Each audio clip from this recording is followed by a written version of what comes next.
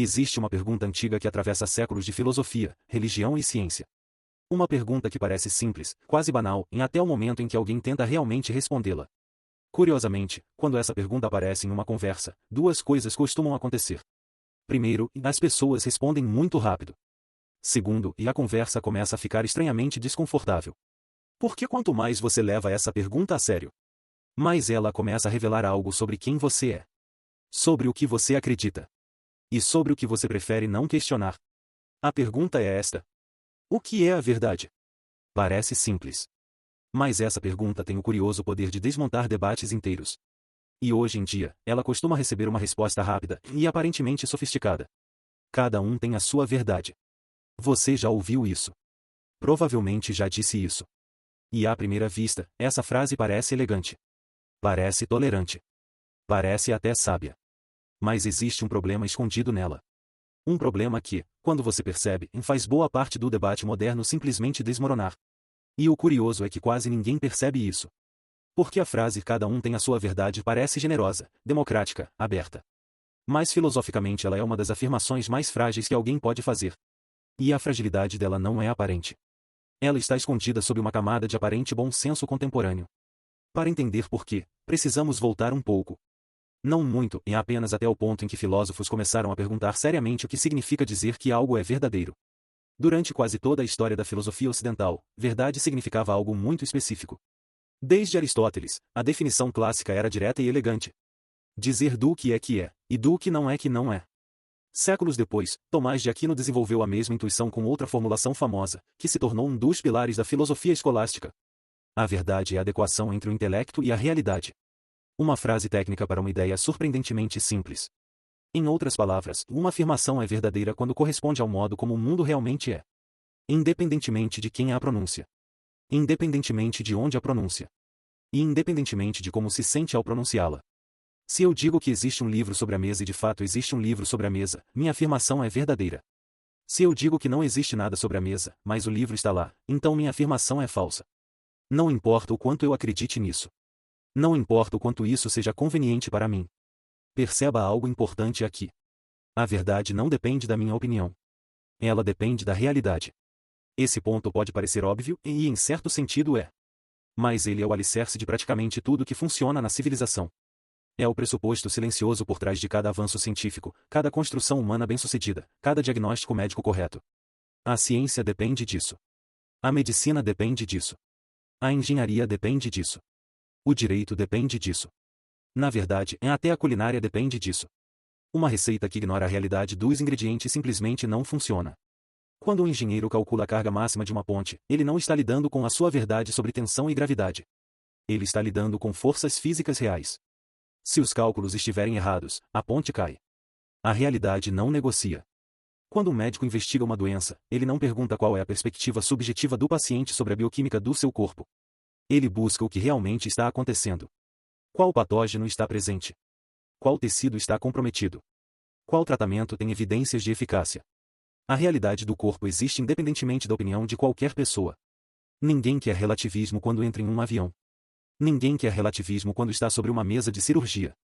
Ninguém quer relativismo quando descobre que o freio do carro não funciona. Mas algo curioso acontece quando mudamos de assunto. Enquanto falamos de aviões, pontes ou cirurgias, ninguém questiona a existência da verdade objetiva. Mas quando a conversa muda para moralidade, religião, política ou sentido da vida, de repente, as regras parecem mudar. Muitas pessoas começam a dizer que, nessas áreas, a verdade é relativa. Que cada pessoa tem a sua. Que nenhuma visão pode ser considerada mais verdadeira que outra. Que julgamentos morais são apenas preferências culturais disfarçadas de princípios universais. Essa posição tem um nome. Ela é chamada de relativismo. E se tornou extremamente popular na cultura contemporânea. Tão popular que muitas pessoas adotam sem nunca examiná-la com cuidado. Mas existe um detalhe que raramente é mencionado nessas conversas. O relativismo parece sofisticado até o momento em que você analisa sua lógica. Então vamos fazer um pequeno experimento mental. Nada complicado. Apenas alguns segundos de atenção. Imagine alguém dizendo a seguinte frase: não existe verdade absoluta. Parece profunda. O tipo de frase que recebe aprovação silenciosa em uma conversa. Mas pense por alguns segundos. Essa frase pretende ser verdadeira? Se a resposta for não, então ela não diz nada. Podemos ignorá-la. Mas se a resposta for sim, então temos um problema. Porque a pessoa está afirmando uma verdade absoluta sobre a inexistência de verdades absolutas. Uma afirmação que destrói a si mesma. É como dizer eu não existo. Ou escrever uma placa dizendo esta placa não existe.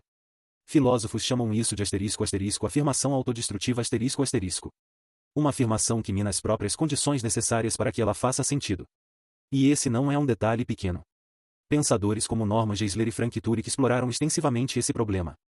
Eles mostram que muitas versões populares do relativismo possuem inconsistências lógicas profundas. E o problema não é periférico. Ele é estrutural. Veja outros exemplos. Você não pode conhecer a realidade objetiva.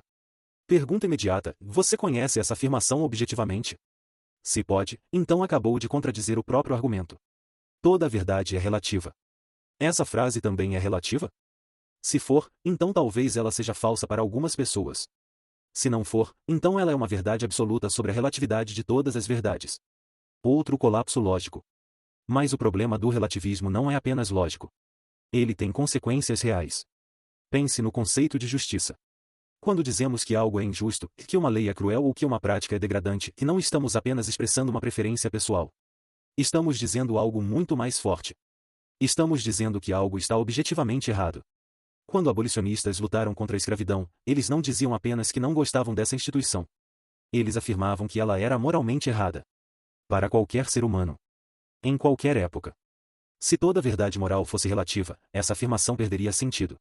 Porque o defensor da escravidão poderia simplesmente responder: para você isso é errado. Para mim não é. E não haveria base racional para resolver o conflito. Tudo se reduziria a poder. Quem consegue impor sua visão vence. É por isso que vários filósofos alertaram para o risco de abandonar a verdade objetiva. Mortimer Adler chamou a verdade de ideia soberana, a ideia que sustenta todas as outras. Sem ela, conceitos como justiça, direitos e dignidade deixam de ser descobertas sobre a realidade. Eles se tornam apenas convenções temporárias. Mas aqui surge outra pergunta interessante. Se o relativismo possui tantos problemas, por que ele se tornou tão popular? A resposta pode não ser filosófica. Pode ser psicológica. Aceitar que existe uma verdade objetiva implica aceitar algo desconfortável. A possibilidade de estar errado. E o ser humano resiste naturalmente a isso. Existe um fenômeno bem documentado na psicologia chamado viés de confirmação. Nós tendemos a buscar informações que confirmem nossas crenças. E a ignorar ou minimizar informações que as contradizem. Muitas vezes sem perceber. Em outras palavras, o debate público muitas vezes não é uma busca pela verdade. É uma busca por validação. Ideias passam a ser avaliadas não pela sua correspondência com a realidade, mas pelo quanto reforçam identidades e pertencimentos. Mas aqui existe uma ironia curiosa.